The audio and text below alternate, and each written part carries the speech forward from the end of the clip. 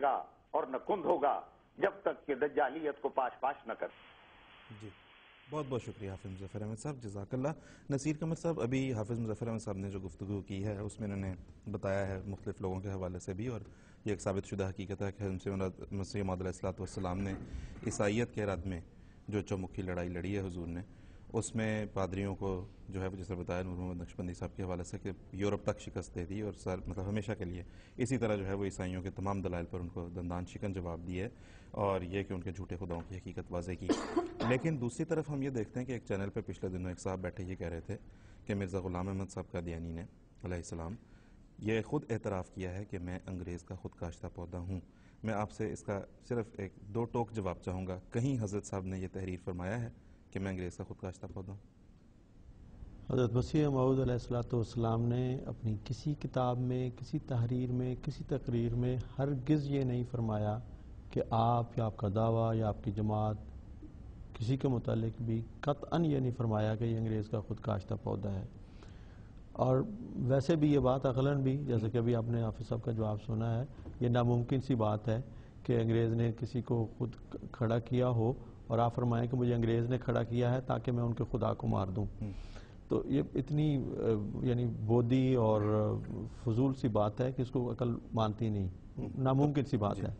لیکن حضرت مسیح کے برعکس حضرت مسیح موعود علیہ السلام نے بار بار بڑے زور کے ساتھ، بڑی قطعیت کے ساتھ یہ فرمایا کہ مجھے خدا نے کھڑا کیا ہے، مجھے خدا نے بھیجا ہے اس زمانے کی اصلاح کے لیے.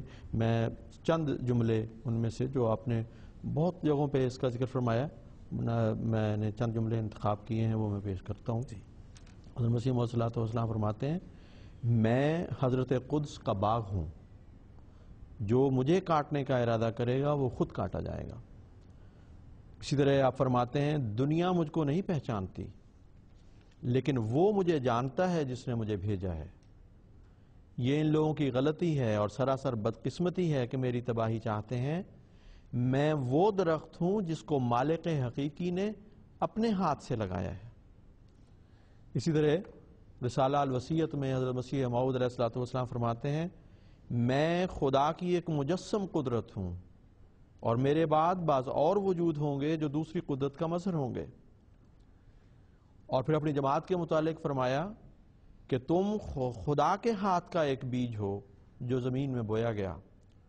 خدا فرماتا ہے کہ یہ بیج بڑھے گا اور پھولے گا اور ہر ایک طرف سے اس کی شاخیں نکلیں گی اور ایک بڑا درخت ہو جائے گا. اسی طرح آپ فرماتے ہیں نزول المسیح میں، خدا کا فرمودہ کبھی خطا نہیں گیا اور نہ جائے گا. اگر یہ کاروبار انسان کا ہوتا تو ضرور ان کی جان توڑ کوششوں سے یہ تمام سلسلہ تباہ ہو جاتا.